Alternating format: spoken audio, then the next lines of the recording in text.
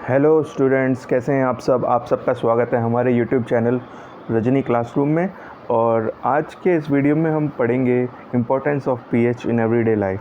Class 10th science का chapter है। ये चैप्टर का नाम एसिड बेस एंड सॉल्ट्स है और टर्म 1 के एग्ज़ाम्स में ये काफ़ी इम्पोर्टेंट चैप्टर है। काफ़ी इजी चैप्टर है। इसी के अंदर सब टॉपिक है importance of pH in everyday life.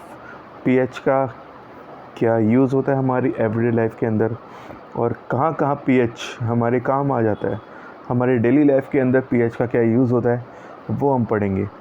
अभी तक मैं आपको थोड़ा सा रिव्यू बता दूं पीएच क्या होता है।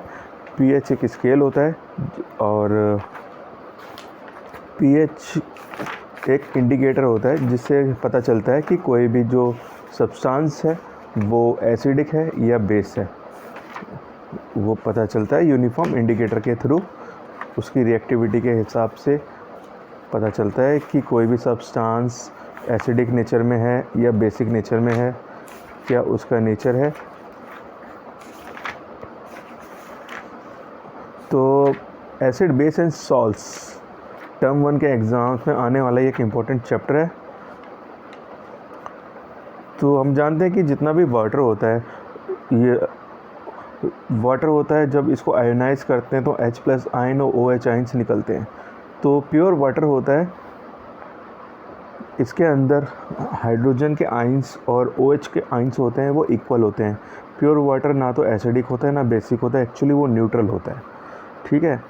तो एसिडिक और बेसिक नेचर किसी भी सब्सटेंस का जानने के लिए क्या होता है कि बेसिक सॉल्यूशंस होते हैं, उनके अंदर क्या होता है, उनके अंदर हाइड्रोक्साइड OH के आयंस होते हैं, वो काफ़ी ज़्यादा होते हैं।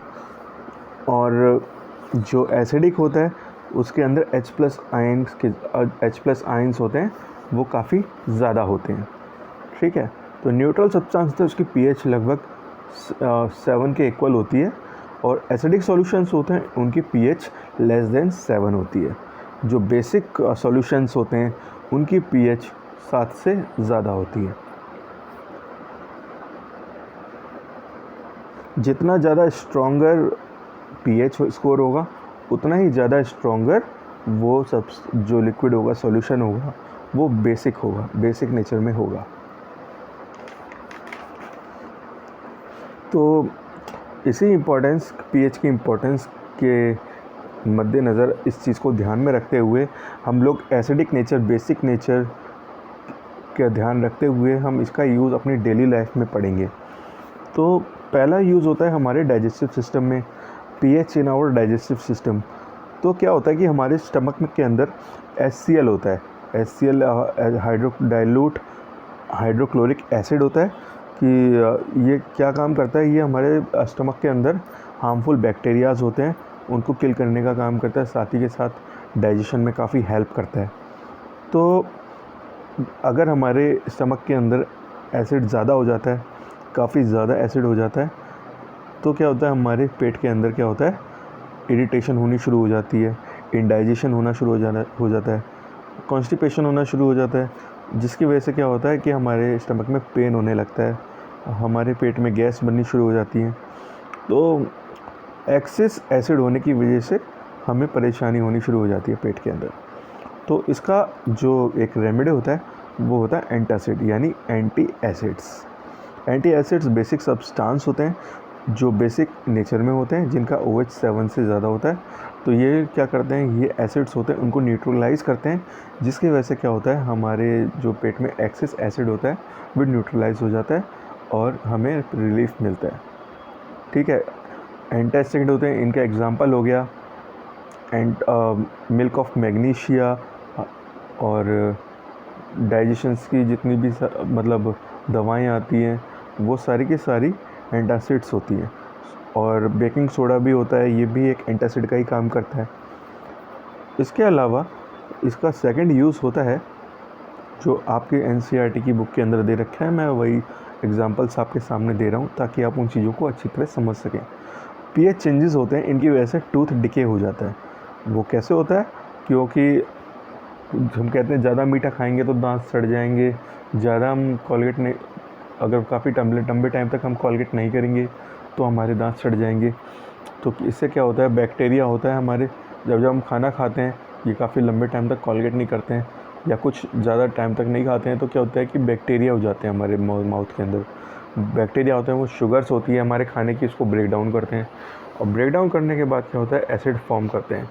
अब जो एसिड ये बैक्टीरिया जनरेट करते हैं, ये क्या करता है, हमारे जो टूथ के ऊपर एनामेल होता है, जो वाइट कलर का ऊपरी लेयर होता है, इसको वो सड़ाते हैं, धीरे धीरे उसको डिके करने की कोशिश करते हैं, कोरोसिव करने की कोशिश करते हैं, जिसकी वजह से क्या होता है, ऊपर का जो पार्ट होता है टीथ का, ये कमज़ोर हो जाता है, इसके ऊपर डेंट्स पड़ जाते हैं, जिसकी वजह से क्या होता है, अंदर की जो लेयर्स होती है वहाँ तक कोरोजन फैल जाता है और डिके होना शुरू हो जाता है।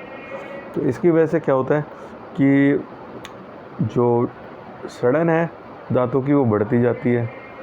तो इसका रेमेडी यही है कि हमें ऐसे टूथपेस्ट का यूज़ करना चाहिए जो बेसिक नेचर में हो, जिसका pH 7 से या 7 के आसपास होना चाहिए, और हमें बार बार अपना माउथ क्लीन करते रहना चाहिए। चॉकलेट्स हो गई हैं, जो ज़्यादा मीठी चीज़ होती हैं, शुगर, चॉकलेट और पेप्सी वगैरह, इन सब से हमें बचना चाहिए, क्योंकि ज़्यादा चीनी होगी तो ज़्यादा बैक्टीरिया जनरेट होंगे, तो ज़्यादा एसिड बनाएंगे मुंह के अंदर। तो हमें इन चीज़ों से बचना चाहिए। इसके अलावा एक थर्ड यूज़ है जो एनसीईआरटी में दे रखा है, plants and animals are sensitive to pH changes. अब प्लांट्स एंड एनिमल होते हैं, इनके ये सब भी pH चेंजेस से काफ़ी ज़्यादा सेंसिटिव होते हैं। कैसे सेंसिटिव होते हैं? प्लांट्स एंड एनिमल्स होते हैं, ये इन्वायरमेंट के चेंजेस को काफ़ी ज़्यादा कैच करते हैं। अब क्या होता है कि प्लांट्स और एनिमल्स को सर्वाइव करने के लिए उनके हिसाब से इन्वायरमेंट के अंदर प्रॉपर pH होना चाहिए। और जैसे सॉइल की बात की जाए, तो सॉइल में कोई भी प्लांट तभी ग्रो करता है या उसकी लाइफ तभी सर्वाइव हो पाती है जब उसका pH होता है वो क्लोज टू 7 हो। If pH is too basic in nature और टू एसिडिक इन नेचर, तो इससे क्या होगा कि pH होगा, वो जो प्लांट्स होंगे वो जनरेट ही नहीं कर पाएंगे, ग्रो ही नहीं कर पाएंगे जिससे वो सर्वाइव नहीं कर पाएंगे। तो क्या होता है कि हमें जो सॉइल के अंदर फर्टिलाइज़र डालते हैं, वो हमें एक प्रॉपर मात्रा में डालनी चाहिए, ना तो ज़्यादा डालनी चाहिए ना तो कम डालनी चाहिए। अगर ज़्यादा डालेंगे तो काफ़ी एसिडिक हो जाएगी सॉइल, या कम डालेंगे तो बेसिक नेचर में हो जाएगी। तो उसी हिसाब से हमें सॉइल का pH मेंटेन करना होता है। आइडली 6 to 7 का pH होता है, वो काफ़ी ज़्यादा मतलब करेक्ट आइडियल माना जाता है। इसके अलावा एक्वाटिक एनिमल्स होते हैं, जब भी एसिड रेन्स वगैरह होती है या फिर गंदा पानी हम मरीन लाइफ में, तालाबों में, नदियों में डालते हैं, तो इसका pH अफेक्टेड हो जाता है। अब घर से नाले का पानी आता है, साबुन का पानी जाता है, ये अगर नदी तालाबों में मिलेगा तो क्या होगा, जो तालाब में एसिड्स होते हैं, जो हमारे नहाने के साबुन में एसिड होते हैं, बेसिस होते हैं, या फिर घर के कामों में से जो डिटर्जेंट वगैरह निकलते हैं, इनका pH काफ़ी ज़्यादा हाई है, काफ़ी ज़्यादा लो होता है, जिसकी वजह से क्या होता है, ये मरीन लाइफ को अफेक्ट करते हैं। अब इससे क्या होता है कि मरीन लाइफ इफेक्ट होगी तो मछलियाँ ग्रो नहीं कर पाएंगी, वाटर वीड्स होंगी ये ग्रो नहीं कर पाएंगी और वो सर्वाइव नहीं कर पाएंगी। और जब भी एसिड रेन्स होती है तो एसिड जो आसमान से गिरता है बारिश के फॉर्म में, वो पानी में जाके मिलता है, जिससे क्या होता है कि मछलियाँ होती हैं वो मर जाती हैं। और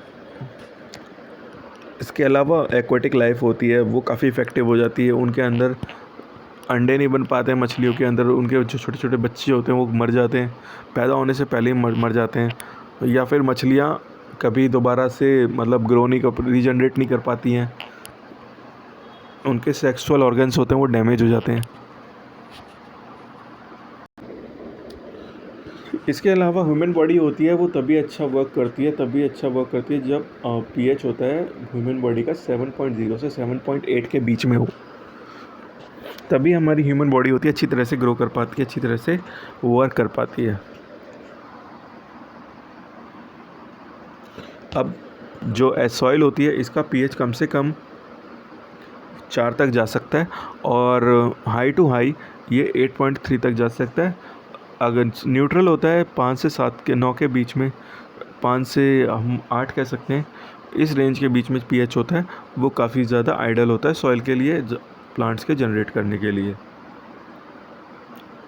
अब एसिड रेंज क्या होता है, ये हमारी एक्वेटिक लाइफ को भी इफ़ेक्ट करते हैं, इकोसिस्टम को भी इफ़ेक्ट करते हैं। अगर ज़्यादा एसिड चेंज होगा या फिर pH लेवल चेंज होगा मरीन लाइफ के अंदर, तो फ्रॉग्स होते हैं, फ़िश होती हैं, इन सब के लिए ये बहुत ज़्यादा ख़तरनाक है। इनको ख़त्म भी कर सकता है, इनकी जनरेशन्स को ख़त्म कर सकता है, हमारे इकोसिस्टम को बुरी तरह इफ़ेक्ट करेगा। इसके अलावा चौथा जो एग्ज़ाम्पल दे रखा है, यूज़ दे रखा है, वो काफ़ी इम्पोर्टेंट है। हमें सबको पता है कि जब भी मधुमक्खी या फिर वैस्प होती है यानी ततैया होती है, हमें काटती है तो वहाँ पर सूज जाता है। ऐसा क्यों होता है?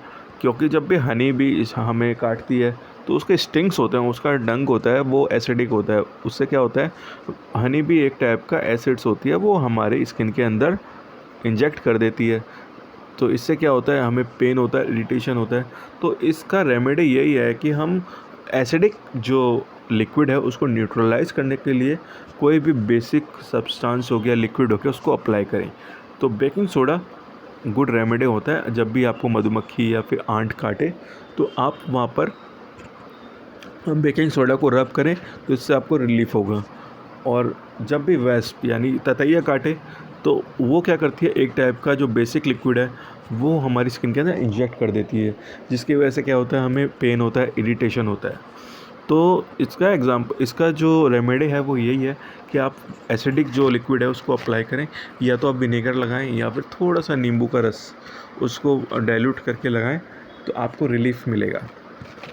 इसके अलावा एक नेटल प्लांट्स होते हैं जो जंगल में पाए जाते हैं। इनके क्या होते हैं, लीव्स के अंदर छोटे छोटे स्टिंग्स होते हैं, हेयर होते हैं। अगर आप गलती से इनको टच कर देंगे तो क्या होगा, आपकी स्किन में ये मेथोनिक एसिड्स होते हैं, उनको इंजेक्ट कर देते हैं। तो वो ये एसिड्स है, तो आपको कुछ बेसिक लिक्विड लगाना पड़ेगा अपनी स्किन के ऊपर, तभी आपको रिलीफ़ मिलेगा। तो आप बेसिक सोडा होता है या फिर बेकिंग सोडा होता है, उसको आप अप्लाई कर सकते हैं स्किन के ऊपर, जिससे आपको थोड़ा रिलीफ़ मिलेगा और आपका दर्द कम हो जाएगा। तो डेली लाइफ के ये यूज़ हैं और भी बहुत सारे यूज़ हैं। आप pH को, आप जो खाना होता है हमारे, जो पैक्ड फूड होते हैं जैसे चिप्स वगैरह होते हैं, इनका pH होता है, हमें मेंटेन करके रखना होता है। ना ज़्यादा एसिडिक होने चाहिए, ना ज़्यादा बेसिक होनी चाहिए। ज़्यादा एसिडिक होगा तो खाने के लिए काफ़ी हार्मफुल होगा, अगर बेसिक होगा तो जल्दी से ख़राब हो जाएंगी चीज़ें। इसके अलावा फूड प्रोसेसिंग इंडस्ट्री के अंदर और जितने भी मेडिसिन्स वगैरह होगी, इसके अंदर pH का यूज़ होता है। बहुत सारे यूज़ होते हैं, पर ये कॉमन जो NCERT में दे रखे थे वो मैं आपके लिए लाया हूँ। तो अगर ये आपको वीडियो अच्छी लगे तो आप हमारे चैनल को सब्सक्राइब करें, लाइक करें, शेयर करें और दूसरे वीडियो भी देखें एसिड, बेस और सॉल्ट्स के, ताकि आपको चैप्टर अच्छी तरह से समझ में आए। जल्दी हम आपके लिए इस NCERT के जो क्वेश्चंस हैं, टेक्स्ट बुक क्वेश्चंस हैं, उनके लिए आप सेपरेट वीडियो लेके आएंगे।